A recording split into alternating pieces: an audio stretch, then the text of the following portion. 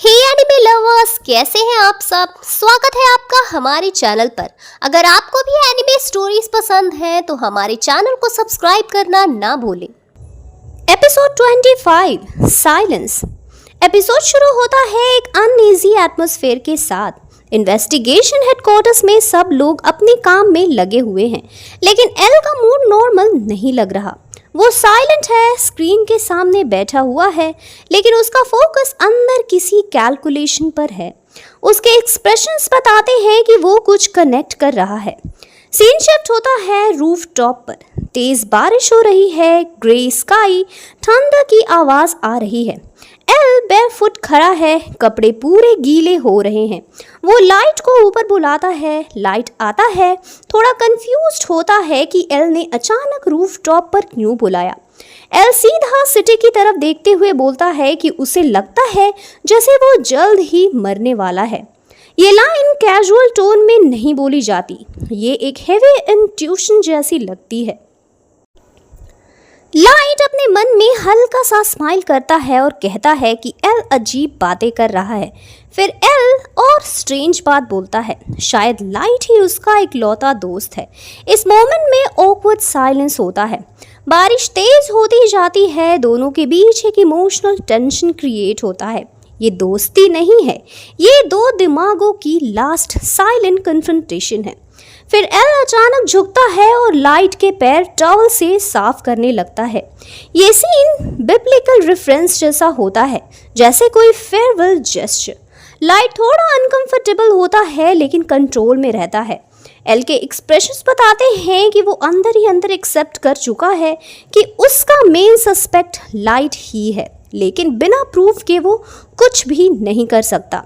Scene वापस headquarters के अंदर शिफ्ट होता है। एल फिर से डेथ नोट के रूल्स डिस्कस करता है।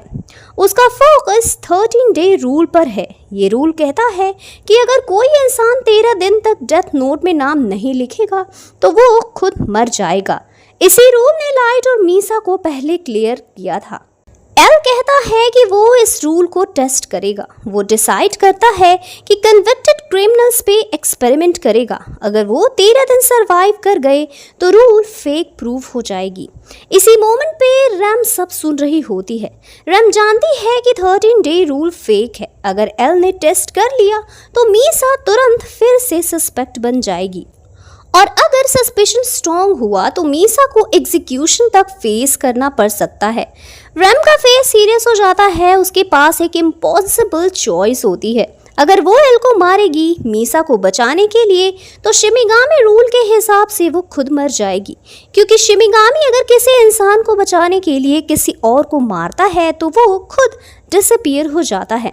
एल क्वाइटली सिचुएशन ऑब्जर्व कर रहा है। वो रैम को डायरेक्ट कमांड नहीं देता, वो बस कामली एल को प्रोवोक करता है कि टेस्ट कंटिन्यू करे। लाइट जानता है रैम इमोशनली रिएक्ट करेगी।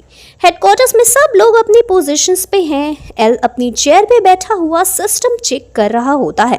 सडनली वटारी कोलैप्स कर जाता है। वटारी के पास एक सेपरेट कंट्रोल सिस्टम होता है जो सारे इन्वेस्टिगेशन डेटा को मैनेज करता है।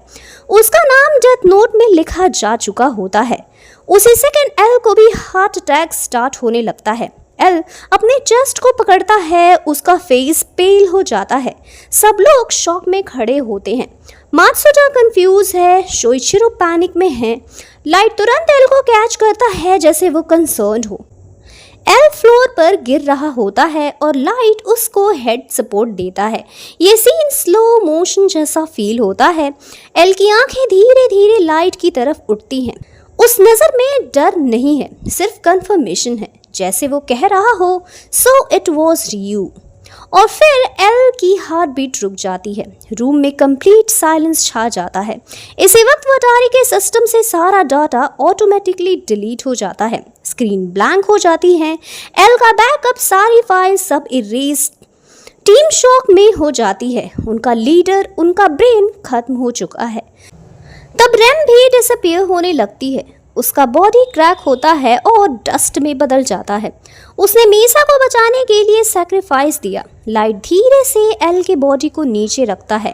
कैमरा उसके फेस पे जूम करता है। उसकी आंखों में ग्रीफ नहीं है, विक्ट्री है। अब दुनिया का सबसे बड़ा डिटेक्टिव चला गया। एपिसोड एंड होता है लाइट के साइलेंस इनर मोनोलॉग के साथ कि अब वो एल की पोजीशन ले लेगा और कीरा बन के दुनिया को कंट्रोल करेगा, और इसीलिए इस एपिसोड का नाम साइलेंस है। खामोशी सिर्फ रूम की नहीं थी, वो एक एरा के खत्म होने की खामोशी थी। अब बारी आती है इस एपिसोड की हिडन मिस्ट्रीज का। Rooftop scene was actually L's silent confession. जब एल बारिश में खड़ा होके कहता है कि उसे लगता है वो जल्द मरने वाला है, ये रैंडम डायलॉग नहीं था। एल नॉर्मली इमोशनली बातें नहीं करता, वो सिर्फ तब बोलता है जब उसके पास लॉजिकल कंक्लूजन होता है। इस मोमेंट तक एल ऑलमोस्ट श्योर था कि लाइट ही कीरा है। प्रूफ नहीं था, लेकिन उसका इंस्टिंक्ट कंप्लीट हो चुका था। रूफटॉप सीन एक इनडायरेक्ट कन्फेशन था, लेकिन उल्टा।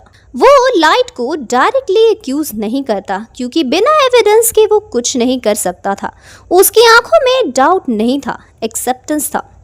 फुट वॉशिंग सीन का डीप मीनिंग। जब एल लाइट के पैर टॉवल से साफ करता है, ये सिर्फ ऑकवर्ड या स्ट्रेंज मोमेंट नहीं है, ये एक बिब्लिकल रेफरेंस है जहां बिट्रेयल से पहले ह्यूमिलिटी का एक्ट होता है। सिंबॉलिकली देखो तो एल नीचे झुक रहा है और लाइट खड़ा है। पावर शिफ्ट विजुअली शो हो रहा है। ये सीन क्वाइटली हिंट करता है कि एल का एरा खत्म होने वाला है। और सबसे इंटरेस्टिंग बात, लाइट उस मोमेंट में अनकंफर्टेबल लगता है क्योंकि इंटरनली वो जानता है कि एल उसे समझ चुका है। L smiled before dying. बहुत लोग नोटिस नहीं करते, लेकिन जब एल गिरता है और लाइट उसे पकड़ता है, उसके लिप्स पे एक स्लाइट एक्सप्रेशन आता है। वो प्योर शॉक नहीं है, वो एक साइलेंट रियलाइजेशन है, जैसे वो कंफर्म कर रहा हो कि उसका मेन सस्पेक्ट लास्ट मोमेंट तक वहीं था। एल बिना प्रूफ के मर गया, लेकिन बिना समझे नहीं। वटारी की death was bigger than L. सब लोग एल की डेथ पे फोकस करते हैं, लेकिन वटारी की डेथ स्ट्रैटेजिकली ज्यादा डेंजरस थी। वटारी के सिस्टम से सारा इन्वेस्टिगेशन डेटा ऑटो डिलीट हो गया। इसका मतलब एल ने अपनी डेथ का रिस्क पहले ही कैलकुलेट कर लिया था। उसने इंश्योर किया था कि अगर वो मरे तो उसका डाटा मिसयूज ना हो। ये दिखाता है कि एल केयरलेस नहीं था, वो पहले से प्रिपेयर्ड था। RAM was lights perfect weapon. Surface पे लगता है रैम ने इमोशनल डिसीजन लिया, लेकिन एक्चुअल मास्टरमाइंड लाइट था। लाइट ने रैम को डायरेक्टली ऑर्डर नहीं दिया। अगर वो देता तो शायद रैम रेजिस्ट करती। उसने बस सिचुएशन क्रिएट की जहां रैम के पास कोई चॉइस नहीं बची। ये लाइट का सबसे क्लीन किल था। No fingerprints, no suspicion, no proof.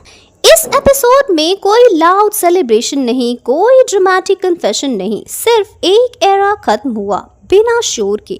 और इस खामोशी के साथ एल की कहानी यहीं रुक जाती है। वो सच के बहुत करीब था, लेकिन एक प्रूफ दूर रह गया।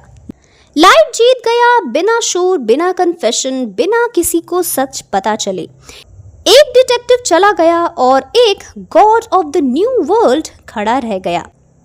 रूफटॉप की बारिश सिर्फ मौसम नहीं थी, वो एक एरा के खत्म होने का सिग्नल था। गेम अभी खत्म नहीं हुआ, बस अब बोर्ड पे सिर्फ एक ही किंग बाकी है और यहीं पे स्टोरी खत्म होती है। तो दोस्तों, कैसे लगी आपको ये एक्सप्लेनेशन? अगर वीडियो पसंद आई हो तो चैनल को सब्सक्राइब करें, वीडियो को लाइक करें। मिलते हैं डेथ नोट के अगले एपिसोड में। Till then, bye bye.